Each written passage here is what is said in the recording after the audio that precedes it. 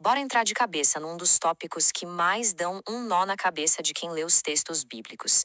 Sabe aquela confusão que sempre rola sobre dons do Espírito e fruto do Espírito? Pois é, qual é a diferença de verdade? A resposta pode estar numa distinção que, olha, muda tudo. A grande questão é essa aqui. De um lado, a gente vê textos falando de coisas bem visíveis, sabe? Manifestações que dá pra ver e ouvir, tipo profecias, línguas. Mas do outro lado, tem textos que descrevem qualidades super internas, como amor, paz, autocontrole. Será que é tudo a mesma coisa? Ou será que estamos falando de duas realidades completamente diferentes? Ok, vamos desvendar isso.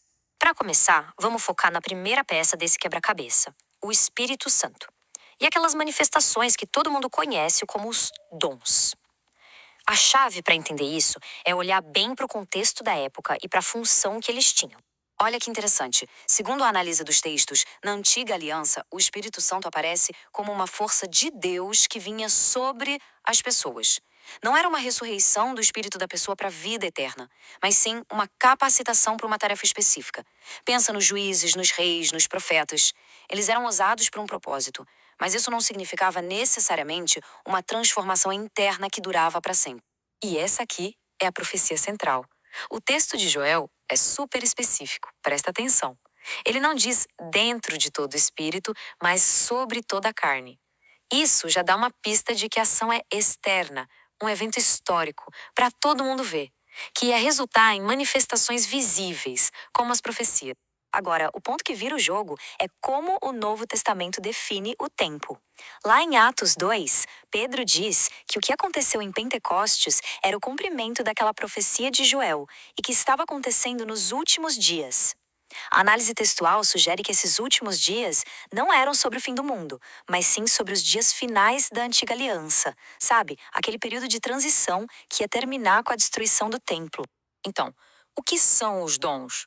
O texto descreve como uma manifestação do Espírito, ou seja, era algo dado, distribuído. Pensa numa ferramenta entregue para um propósito coletivo e temporário. Não era algo que a pessoa produzia de dentro dela. E isso revela umas coisas bem importantes sobre os dons. Eles eram dados, não criados pela pessoa. Eram manifestações que todo mundo podia ver e ouvir. E um ponto fundamental: podiam existir até em pessoas que não eram lá muito maduras espiritualmente, como o caso da igreja de Corinto. Isso reforça a ideia de que um dom não é a mesma coisa que caráter ou vida interior. E é aqui que a narrativa muda completamente.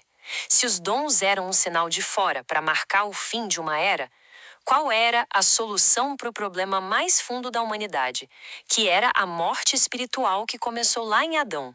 A resposta, claro, está em Cristo. O texto bíblico dá um título para Cristo que é muito, mas muito poderoso: o último Adão. E isso não é só uma figura de linguagem, não. Isso define a missão dele: reverter o que o primeiro Adão fez. Essa comparação aqui é a chave de tudo. O primeiro Adão recebeu a vida, mas através dele entrou a morte espiritual. Cristo, o último Adão, não só tem vida, como se torna um espírito que dá a vida. Ele é capaz de ressuscitar o que estava morto. E é isso que nos leva para a segunda realidade, uma que não é mais externa e temporária, mas sim interna e permanente. A obra de Cristo não era sobre sinais, mas sobre a ressurreição da vida interior do ser humano. Aquilo que a Bíblia chama de novo nascimento é exatamente isso. A vivificação, ou seja, a ressurreição do nosso próprio espírito. Não é um poder externo vindo sobre a pessoa, mas a vida sendo restaurada dentro da pessoa. É literalmente passar da morte para a vida. E o que essa vida nova produz? A resposta é clara: fruto. E repara bem, o texto diz o fruto, no singular. Não são vários dons espalhados, mas uma expressão única de uma nova natureza. Uma vida que agora nasce de dentro para fora. Então, a lógica é bem simples, né? Primeiro, a vida é restaurada no espírito. Depois, essa vida, que nem uma árvore saudável, começa a dar fruto naturalmente. E esse fruto se manifesta no nosso caráter, nas nossas atitudes do dia a dia. Não é um sinal espetacular, é uma transformação real. Agora, para fechar o raciocínio, vamos colocar as duas realidades lado a lado. A diferença entre um sinal que era temporário e uma vida que é permanente é o ponto central de toda essa análise. O próprio apóstolo Paulo coloca um ponto final nessa discussão de forma radical. Ele diz que é possível ter os dons mais impressionantes do mundo, mas se não tiver amor, que é a primeira expressão do fruto, a pessoa nada é. Isso prova preto no branco que dom e vida são duas coisas bem diferentes. Essa tabela aqui resume a diferença de um jeito perfeito. Vamos ver. Origem. Os dons vinham de fora para dentro, o fruto de dentro para fora. Natureza. Os dons eram ferramentas dadas. O fruto é a prova de uma vida que foi produzida. Propósito. Os dons eram um sinal temporário. O fruto é uma expressão de caráter permanente. E por fim, a duração. Segundo essa análise, os dons cessaram com o fim daquela era, mas o fruto permanece para sempre. E essa é a grande conclusão. Os dons eram como uma placa de trânsito, sabe? Apontando para uma mudança que estava vindo. O fruto é a própria estrada nova, na qual se caminha depois que a transição acabou. E isso tudo nos deixa com uma pergunta para a gente pensar. Entender essa diferença não é só um exercício de teologia, redefine completamente onde a nossa atenção e a nossa energia deveriam estar.